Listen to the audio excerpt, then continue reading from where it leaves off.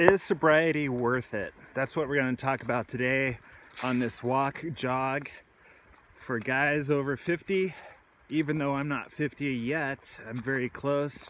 I want to talk about my journey with sobriety and what it actually did for me.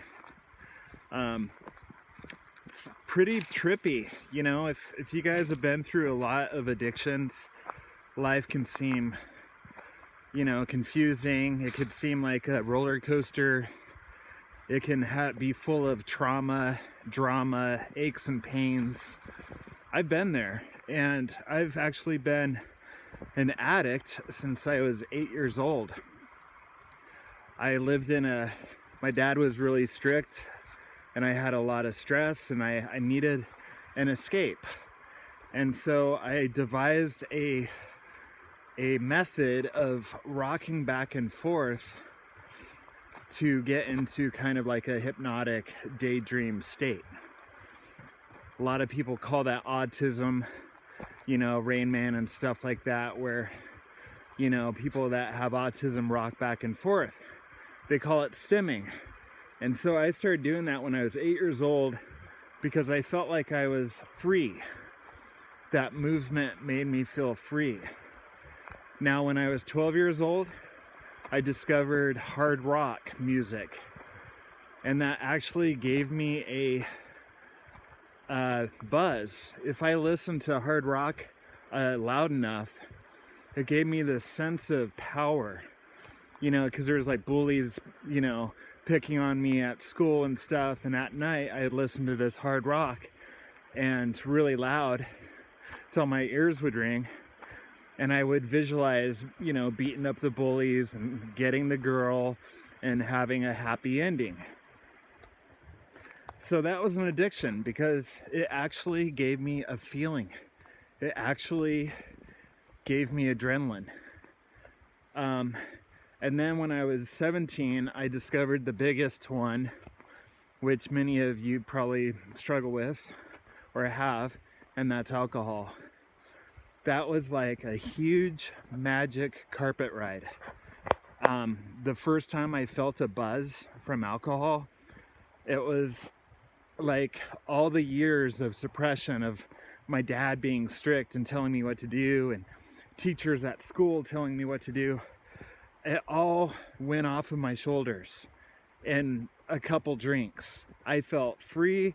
I felt crazy. I could go up and talk to girls. I would just run through the neighborhood, and I felt like I was invincible, immortal. That was when I was 17. And when I was 16, I started cigarettes. I forgot that. So I basically already have the rocking, the autistic rocking, the hard rock, the cigarettes, the alcohol, then coffee, then girls, and different forms of adult entertainment. And I had all this stuff going on. And I realized many years later, decades later, that I created a lifestyle of escape. My whole life I was trying to escape what was deep inside of me. I didn't want to sit still and face my pain. And, you see that all the time with people that watch, most of America watches TV at night, and they smoke weed and do whatever because they want to escape reality. They don't want to think about their life. They don't want to think about their bills, etc., etc. And it's the same thing down deep inside. A lot of us feel like we're still little boys, that are scared. We're scared of our dads, scared of the boogeyman under the bed. Whatever that fear is, a lot of men are running. And here's the other thing with running, is that we want to feel powerful and back in control. And so what do we do to not feel insecure and scared? We start to work on our status in our work. You have to have that. You have to have a nice status. You have to be, a professional and rise to the top in the business world. And you have to drive the fancy car, and you have to have the the hot girl on your arm. And that's just basically to fill that void that you're not good enough. It's kind of reverse psychology. You're like, no way, I don't feel that. My life is absolutely amazing. I have a great wife. I have a huge house. I make $250,000 a year. Everything's great. But that's not really the case. There's something that you're running from. There's something in your life that isn't right. Because if your life was fine, you wouldn't need to go after those things. You wouldn't have to go after those things. You wouldn't be so motivated to get straight A's and go to Ivy League college and do all that stuff. Like, you really don't need to do all that stuff if you feel secure. In fact, a secure man is okay with a normal job. An okay man is okay with, having a normal woman. An okay man is okay with crying, and showing emotions and expressing feelings, So that is the true warrior. The true warrior is okay to cry. The true warrior is okay to lose once in a while. And I didn't have any of that. I just wrapped myself up in addictions. So here's the point of the story, is that I had so many distractions, and plus I played the drums. So I was always tapping, and my mom was like, when I was 12, my mom was like, let's just get you a drum set, and because I was always fidgeting and moving. I couldn't sit still. And so, meditation is a killer. It's amazing. Just try to sit still for a half an hour a day and focus on your breathing. That's tip number 1. But it got to the point where my whole life was just one big distraction. And then when I was 32, I had a heart attack. I had a heart attack from alcohol. I just couldn't escape enough. I was literally, I created a life of getting drunk twice a day. I had a job for only 3 days a week, and the rest of the time I could get drunk. Even at the job, I could drink. And so I created a perfect alcoholic lifestyle, and it got me. I almost died. 32 years old, had a heart attack. And doctors were like, we don't know what's wrong. We don't know why you had it. And so I was like, okay, it's probably a fluke then. So I'm going to keep drinking because it was just a fluke. I'm too young to die. I still felt immortal, and I still loved alcohol. And I was like, I'm going to just keep running with this alcohol, with cigarettes, with everything else. And it wasn't until I was 36 that I started to unravel the addictions. I cut alcohol cold turkey. I was done. And I knew that alcohol was mainly made up of sugar, so I was like, I could die from withdrawals. So I'm going to start eating some M&Ms just to, keep some sugar in my system. And that was how insane my thinking was. There's a lot of insanity with alcoholics and alcoholism, a lot of mental issues and whatnot. And I, since alcohol thinned your blood, I was like, I have to keep my blood thin because I don't want another heart attack. That was my thinking. So I literally had a beer by my side 24/7. You might as well have hooked me up with a IV of alcohol. It was that bad. But I stopped. I was done. I was humiliated. And I tried quitting 100 times before that. So don't think that it was just the first time I tried. No, it was really bad. And so here's the thing. Is sobriety worth it? See, when you're getting drunk, or when you're drinking every day and you're hungover every morning, or whatever your pattern is, and it doesn't have to be alcohol, it could be any addiction. The thing is that there was always guilt and shame. I couldn't get away from the guilt and the shame. So I could get away from reality for an hour or two with the drug of choice or addiction of choice, but I'd always feel guilty in the morning or the next day or hour later. The guilt and the shame cycle. And then I'd try to get sober again, or stop this or stop that, and then I'd relapse. You know, a lot of people get really harsh on themselves. They're like, well, I relapsed, I might as well just keep getting drunk because I relapsed. Here's the thing, is that if you relapse, get back on your horse, because relapse is part of recovery. I always say that, and they don't say that in 12-step groups because they want you to feel guilty, and they do that by telling you to count your days of sobriety. So what happens in 12-step programs is that people are like, okay, congratulations, you got 30 days, you know, or you got 60 days, congratulations, here's a coin. And that's great, right? But here's the thing, is that people relapse in between those milestones, and they're like, great. And so there's a lot of guilt and shame, which addicts already know about, because they've done stuff that they hate themselves for doing when they were drinking or using. And so you get those milestones, or you miss milestones, and you relapse, and you don't even feel like you can show your face in a 12-step meeting anymore. So you don't go anymore because you're like, well, I ruined it. I got drunk last night. No, you didn't ruin it. You're still on the right path. But the key is, don't think that you ruined it. That's the lie of the addict or the alcoholic, is that they're like, oh, I ruined 40 days. I'm gonna get wasted, because you might not come back to sobriety. I did that so many times. I got my 1-year coin and I cried. I was so happy. It was like my first achievement in my life was a 1-year coin. But I ruined it. I couldn't make it 2 years. I stopped at 20 months and got wasted. And I had so much time behind me. I was like, well, I ruined it, so I'm gonna go crazy.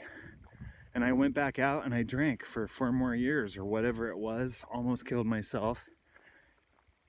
So don't think about the time. It's only one day at a time.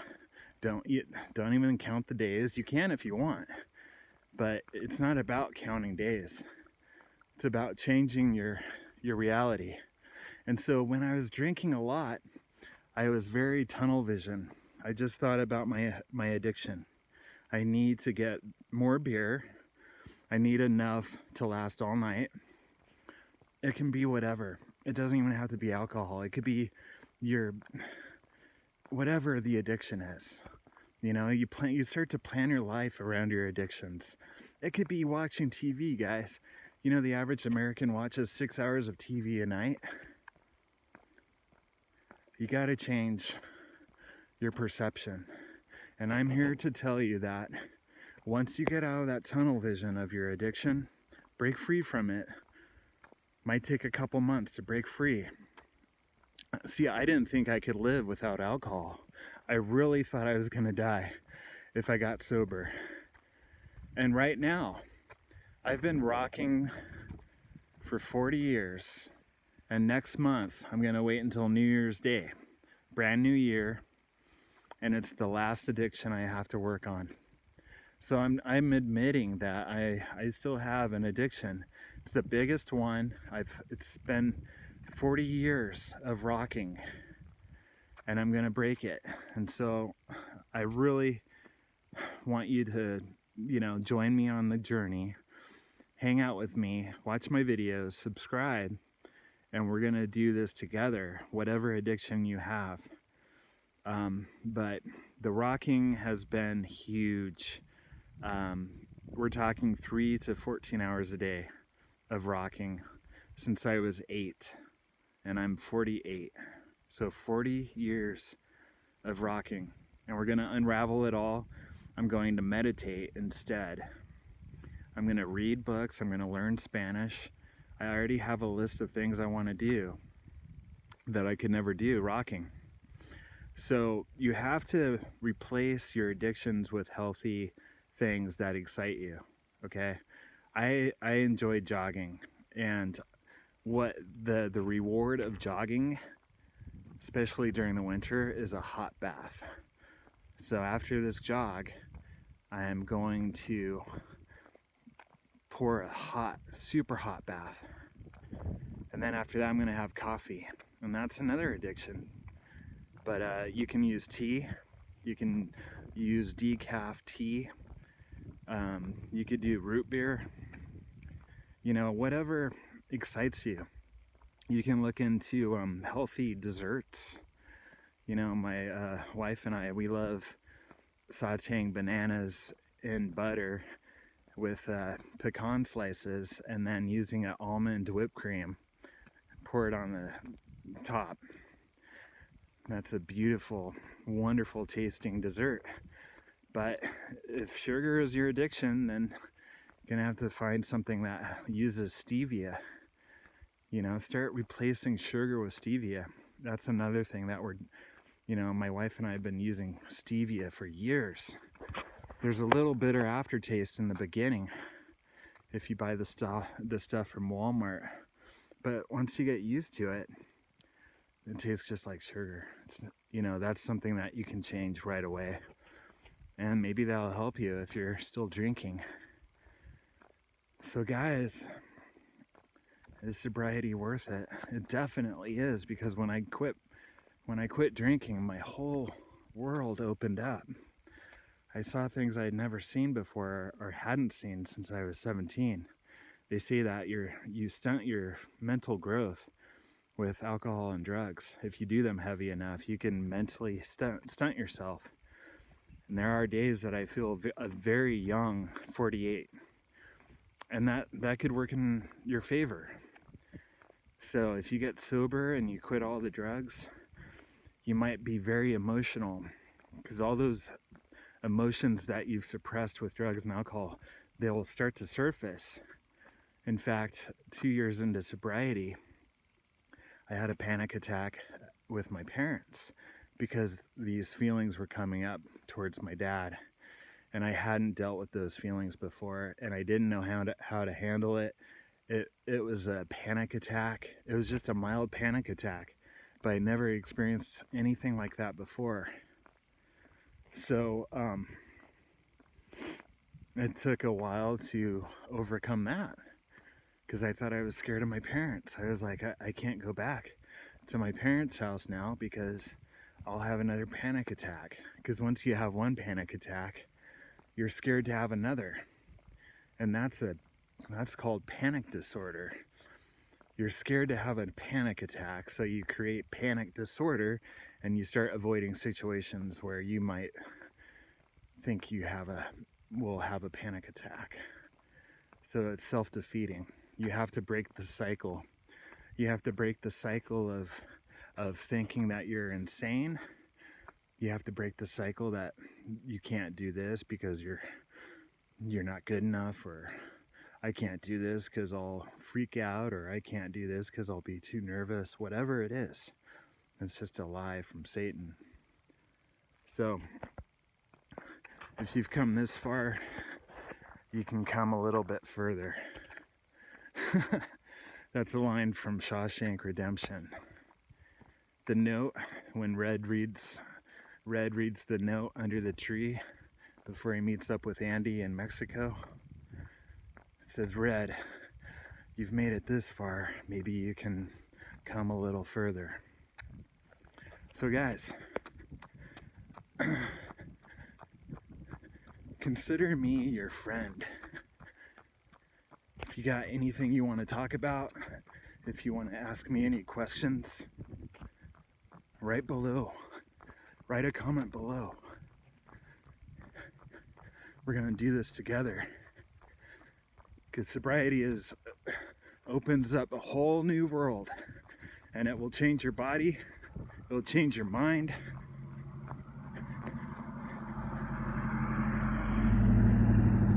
You won't have that guilt and shame anymore.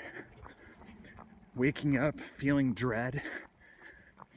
feeling anxious around people, feeling anxious and angry, going to a job you don't like. You can design your own life, guys. When I got sober, I created an online business. I got on, this is 2011, I got on Twitter. I created a full-length music album, which I always wanted to do. The next year I created a memoir, an ebook. 2013 I discovered affiliate marketing. 2014 I discovered network marketing.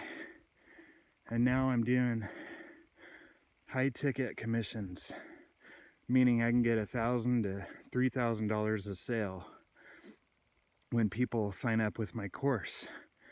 So that's one of the links under this video. But I'm not trying to sell you right now. I'm just saying what I have done since I've gotten sober. So many things opened up that I never knew existed. I got to move out of the small suppressive town that I lived in, where I was the town drunk. My wife and I have traveled through many states and lived in places I never imagined, all because I got sober. I finally feel like a man. And it took years to feel like a man. I always felt like a punk, you know? Even a couple years into sobriety, I still felt like a punk. I wasn't a skateboarder, but I hung out with, you know, the punk rockers. And, you know, my dad called me a bum when I tried moving back in when I was 18. You know, he kicked me out. He was like, I'm done with you. You're 18, you gotta leave now. And I tried hopping around, couch surfing and sleeping on friends' floors, and tried coming home. And he was like, I don't harbor bums here. You can't stay here. And so I always kind of felt like I was a punk. And then when I got older, people were calling me sir at certain times in my life. And I was like, why are you calling me sir? And I couldn't think why. And then I was like, wait a minute. I am someone that could be respected now. I don't drink anymore. I'm in my 40s. It's okay to be called sir. But for the longest time, I had no self-esteem. So, thanks for watching, guys. Hit that subscribe button. Let's do this together, and we'll talk to you soon.